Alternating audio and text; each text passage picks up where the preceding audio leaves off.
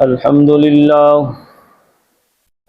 لله وكفى والصلاة والسلام على أشرف الأنبياء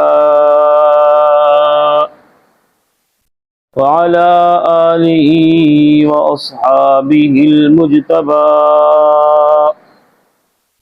أما بعد فأعوذ بالله من الشيطان الرجيم. بسم الله الرحمن الرحيم. فاذكروني أذكركم واشكروا لي ولا تكفرون. صدق الله مولانا العلي العظيم وصدق رسوله النبي الكريم، ونحن على ذلك لمن الشاهدين والشاكرين، والحمد لله رب العالمين.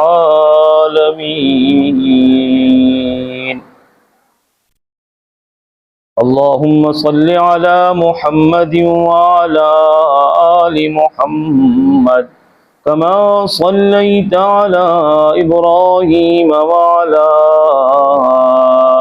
آل إبراهيم إنك حميد مجيد.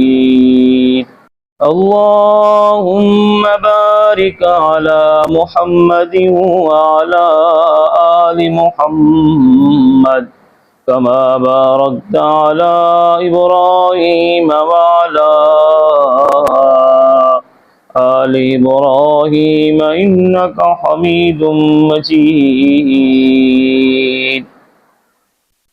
انتہائی قابل قدر معزز سامعین کرام،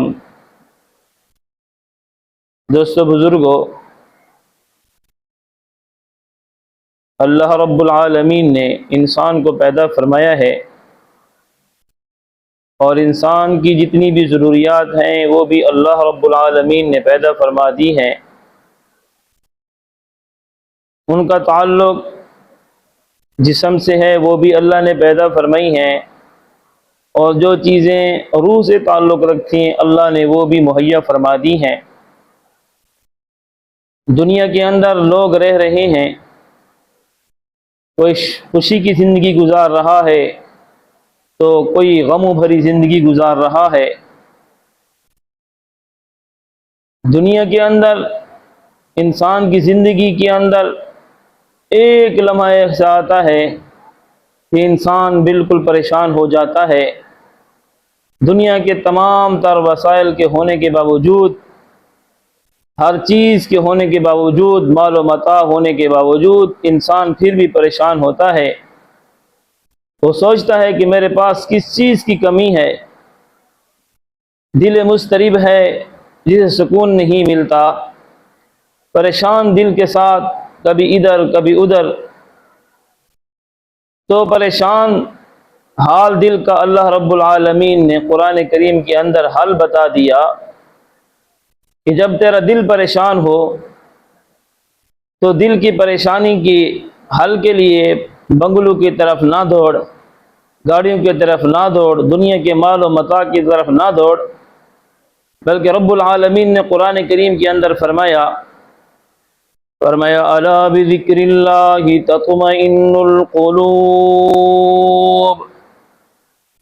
جب تیرا دل پریشان ہو جائے، جب تو پریشان ہو جائے، مضطرب ہو جائے، حیران سرگرداں ہو جائے، ادھر ادھر نہ بھاگا کر، بنگلوں کی طرف نہ بھاگا کر، گاڑیوں کے پیچھے نہ بھاگا کر، دنیا کے مال و متاع کے پیچھے نہ بھاگا کر۔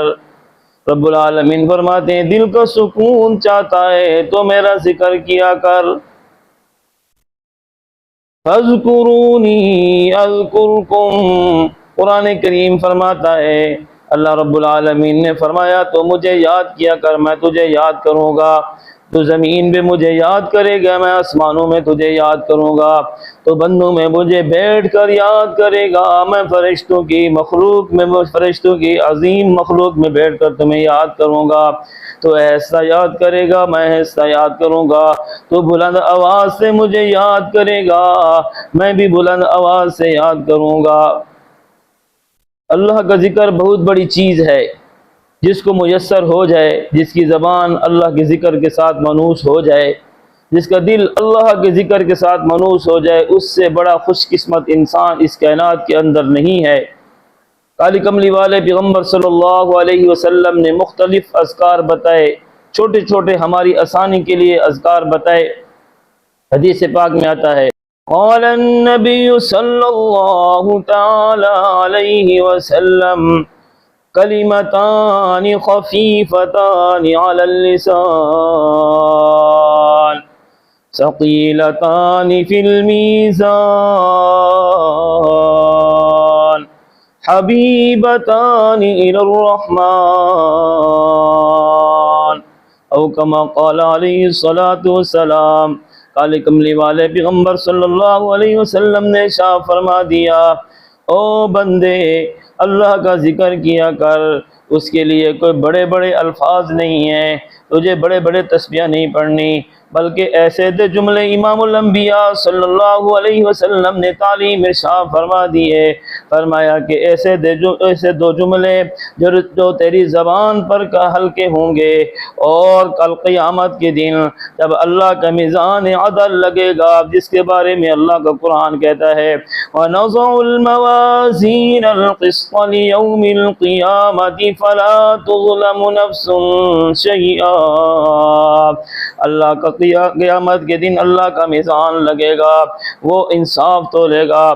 فرمایا کہ یہ ایسے دو کلمے ہیں جو پڑھنے میں بڑے آسان ہیں، لیکن کل میزان عدل پر اس کا بڑا وزن ہوگا، اور فرمایا کہ اللہ کو بھی بڑے پسند ہیں یہ دو کلمے، اللہ کا ذکر ہے، جو بندہ ان کو پڑھے گا اللہ کا محبوب ترین بندہ بن جائے گا۔ کون سے دو کلمے ہیں؟ فرمایا سبحان اللہ و بحمدہ سبحان اللہ العظیم۔ جو بندہ صبح کو اس کو 100 مرتبہ پڑھتا ہے، اللہ رب العالمین اس کی روزی کو آسان فرما دیتے ہیں۔